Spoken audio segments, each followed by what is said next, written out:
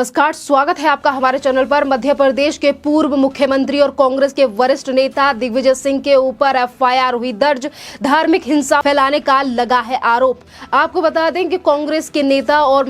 मध्य प्रदेश के पूर्व मुख्यमंत्री दिग्विजय सिंह ने जिस तरीके से रामनवमी के मौके पर जो हिंसा हुई थी, उसी के सिलसिले में किस तरीके से एक झूठा ट्वीट किया था। अब उसी की वजह से मुश्किलें बढ़ती जा रही हैं दिग्विजय सिंह की। जहां एक तरफ ट्विटर अकाउंट को बैन करने की मांग लगातार उठ रही है दिग्विजय सिंह के, तो वहीं दूसरी तरफ कई एफआईआर दर्ज हो चुकी है दिग्विजय सिंह के ऊपर। आपको बता दें कि रामनवमी के मौके पर जिस तरीके से एक विशेष समुदाय के लोगों ने राम भक्तों के ऊपर, राम भक्तों का जो जुलूस था उसके ऊपर पत्थर बरसाए, और उसके बाद अगर मध्य प्रदेश के मुख्यमंत्री शिवराज चौहान की तरफ से कार्रवाई की गई उन सभी दंगाइयों के ऊपर, आरोपियों के ऊपर, जिन लोगों ने हिंसा को भड़काया, राम भक्तों के ऊपर पत्थर चलाए, तो उसके बाद राहुल गांधी से लेकर असदुद्दीन ओवैसी और कांग्रेस के नेता यानी कि दिग्विजय सिंह की बौखलाहट सामने आई। और जहां एक तरफ दिग्विजय सिंह ने इस पूरे मामले को लेकर राज्य सरकार को जिम्मेदार ठहराया, प्रशासन को जिम्मेदार ठहराया, तो वहीं दूसरी तरफ कहीं ना कहीं धार्मिक उन्माद को फैलाने की कोशिश की गई दिग्विजय सिंह की तरफ से। और अब उस पूरे मामले को लेकर दिग्विजय सिंह के ऊपर कई जगहों पर एफआईआर दर्ज हो चुकी है। आपको बताते हैं कि आखिरकार अगर जो एफआईआर दर्ज हुई है, ऐसा क्या ट्वीट किया था कांग्रेस के नेता दिग्विजय सिंह ने। आपको बता दें कि इस पूरे मामले को लेकर जो कि मध्य प्रदेश के खरगोन में हुआ था, जो हिंसा खरगोन में हुई थी, उसको लेकर एक झूठा ट्वीट किया गया था दिग्विजय सिंह की तरफ से, जिसमें उन्होंने लिखा था, क्या तलवार लाठी लेकर धार्मिक स्थल पर झंडा लगाना उचित है? क्या खरगोन प्रशासन ने हथियारों को लेकर जुलूस निकालने की इजाजत दी थी? क्या उन्होंने पत्थर फेंके, चाहे जिस धर्म के भी हों, के घर पर बुलडोजर चलेगा? शिवराज जी मत भूलिए, अपने आप ने निष्पक्ष होकर सरकार चलाने की शपथ ली है। जिस तरीके से अगर कार्यवाही, जो आरोपी हैं उनके ऊपर कार्यवाही की गई शिवराज सरकार की तरफ से, प्रशासन की तरफ से, तो वहीं दूसरी तरफ दिग्विजय सिंह की तरफ से कहा गया कि जिस तरीके से वो जो झूठी फोटो पोस्ट की गई, जिसमें एक लड़का किस तरीके से मस्जिद पर भगवा रंग का झंडा लगा रहा है, और वहीं जो एक तमाम जो लोग हैं, जो ग्रुप के लोग हैं, वो वाहवाही कर रहे हैं हाथों में तलवार लेकर। और ये फोटो जो है वो मध्य प्रदेश की नहीं बल्कि बिहार की कई सालों पुरानी फोटो है, जिसे मध्य प्रदेश की फोटो बताकर और खरगोन हिंसा की फोटो बताकर किस तरीके से हिंसा फैलाने की प्रयास कर रहे थे दिग्विजय सिंह, और यानी कि हिंसा भड़काना चाहते थे धार्मिक आधार पर, धार्मिक आस्थाओं के ऊपर किस तरीके से ठेक पहुंचाने की कोशिश की गई है दिग्विजय सिंह की तरफ से। जहां एक तरफ दिग्विजय सिंह के ऊपर एफआईआर दर्ज हो चुकी है, लोगों की मांग लगातार उठ रही है कि दिग्विजय सिंह का ट्विटर अकाउंट जो है वो बैन कर देना चाहिए, क्योंकि दिग्विजय सिंह इससे पहले भी कई बार इस तरीके से हिंसा भड़काने के लिए और उल्टे सीधे बयानों को अपने सोशल मीडिया पर डाल चुके हैं। इसके साथ ही हम आपको बता दें कि जहां एक तरफ लोगों की तरफ से मांग उठ रही है, तो वहीं दूसरी तरफ मध्य प्रदेश के सीएम शिवराज चौहान की तरफ से भी कहा गया है कि जो इस तरीके के जो लोग हैं वो जो झूठा नैरेटिव चलाएंगे या झूठ बोलेंगे, वो उन्हें बख्शेंगे नहीं, उनके ऊपर कार्रवाई होना लाजमी है। तो वहीं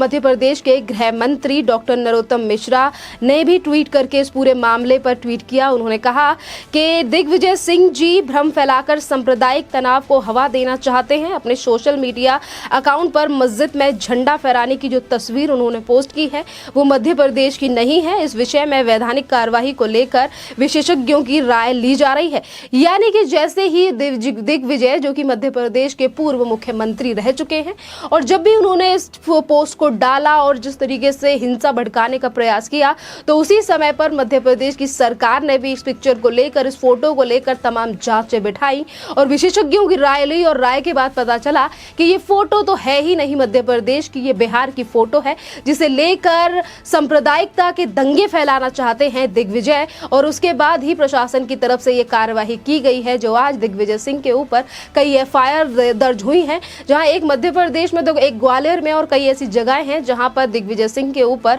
अब एफआईआर दर्ज हुई है। तो वहीं तमाम जो लोग हैं वो आज कांग्रेस को लेकर और दिग्विजय सिंह को लेकर तमाम ट्वीट कस रहे हैं और कह रहे हैं कि कांग्रेस का तो काम ही उन्माद फैलाना है, हिंसा फैलाना है। इसके साथ ही मध्य प्रदेश के गृह मंत्री ने एनडीटीवी के एक पत्रकार को भी जवाब दिया। इंटरव्यू के दौरान किस तरीके से जो पत्रकार था वो गृह मंत्री से जो सवाल सवाल थे वो सिर्फ सरकार को लेकर पूछे जा रहे थे। और वहीं मध्य प्रदेश के गृह मंत्री ने भी जवाब दिया कि एनडीटीवी की तरफ से जो सवाल पूछे जा रहे हैं वो मैं अच्छी तरीके से समझता हूं, और क्यों एनडीटीवी जो है वो उन दंगाइयों को लेकर बात नहीं कर रहा है जिन्होंने कि राम भक्तों पर पत्थर चलाए थे, और कार्यवाही को लेकर प्रशासन जो है वो निष्पक्ष कार्यवाही कर रहा है। क्योंकि आपको बता दें कि इससे पहले भी शिवराज चौहान जो कि मध्य प्रदेश के मुख्यमंत्री हैं, उन्होंने इस बात का जिक्र किया है और वो पहले ही बता चुके हैं कि जितने भी आरोपी हैं जिन्होंने पत्थर बरसाए थे, जो इन्होंने हिंसा की थी, उन लोगों की वीडियो के द्वारा पहचान की जा रही है। और जिस जगह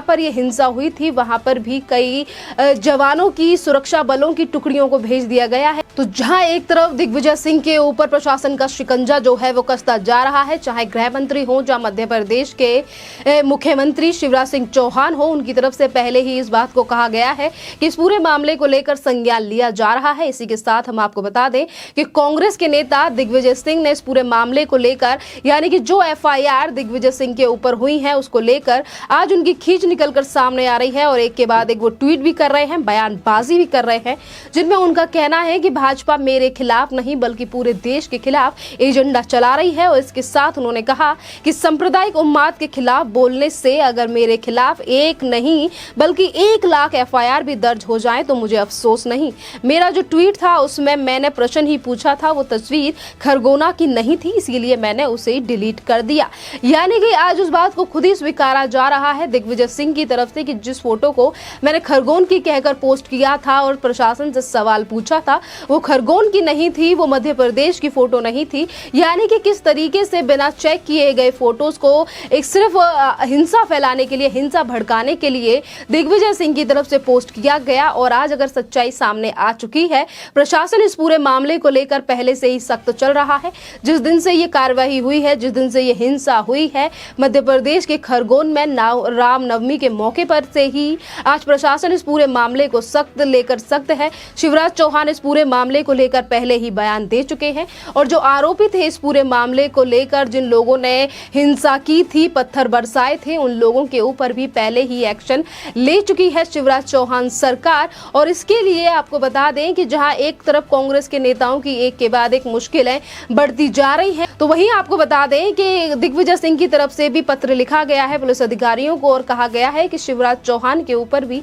एफआईआर दर्ज होनी चाहिए। उन्होंने भी 2019 में एक ट्वीट किया था, एक बयान दिया था। यानी कि किस तरीके से पुरानी चीजों को निकालकर आज भड़ास निकालने की कोशिश की जा रही है दिग्विजय सिंह की तरफ से, जब वो अपने ही टूटे ट्वीट को लेकर फंसते हुए जा रहे हैं। अपने ही हिंसा फैलाने वाले ट्वीट को उन्होंने डिलीट कर दिया, और आज अगर प्रशासन की कार्यवाही इस पूरे मामले को लेकर चल रही है, तो वहीं दिग्विजय सिंह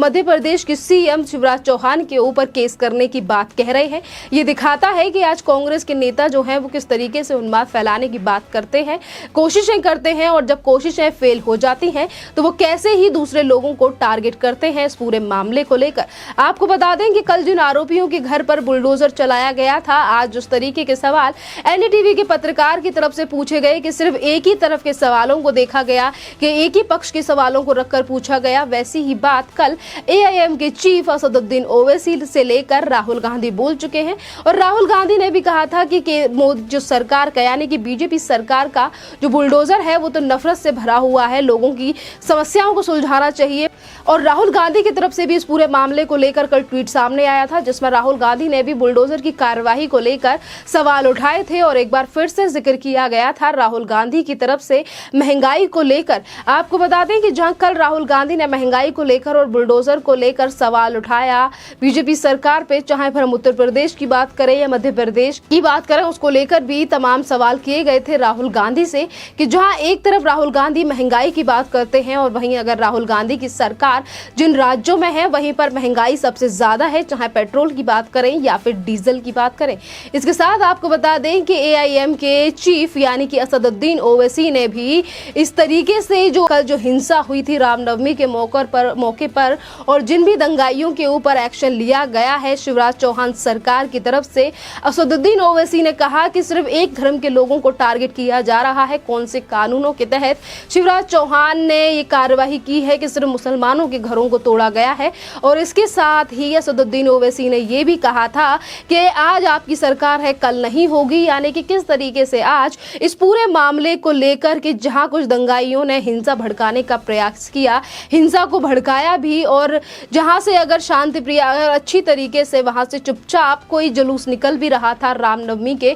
मौके पर तो उसके ऊपर पत्थर बरसाए गए, लोगों के ऊपर पत्थर बरसाए गए। उन चीजों को लेकर आज कोई भी विपक्षी पार्टी पूरी तरीके से जिक्र नहीं कर रही है, ना ही तो फिर वो कांग्रेस है और ना ही तो असदुद्दीन ओवैसी की पार्टी के कैसे कुछ लोगों ने रामनवमी के मौके पर हिंसा को भड़काने का प्रयास किया। पर आज राजनीति सिर्फ इस चीज पर हो रही है कि आखिरकार प्रशासन ने इस तरीके से कार्यवाही क्यों की, और जिन लोगों को चिन्हित किया जा रहा है कि राज्य सरकार सिर्फ उन्हीं लोगों के ऊपर कार्यवाही कर रही है और इसके लिए ज्यादा से ज्यादा जो मात्रा में सुरक्षा बलों को तैनात भी वहां पर कर रखा है। पर उसके बावजूद भी किस तरीके से आज विपक्षी पार्टियों को इस पूरे मामले को लेकर राजनीति दिखाई दे रही है, ये दर्शाता है कि आज जहां पर राज्य सरकार जो है वो गुंडे माफिया और दंगाइयों के ऊपर एक्शन ले रही है तो कितनी ज्यादा परेशानी कांग्रेस और असदुद्दीन ओवैसी जैसे नेताओं, कांग्रेस के नेता और असदुद्दीन ओवैसी जैसे नेताओं के लिए है, सिर्फ इसीलिए कि एक सांप्रदायिकता के यानी कि जो सांप्रदायिकता का दंगा करने वाले लोग थे वो एक विशेष समुदाय से ज्यादा लोग थे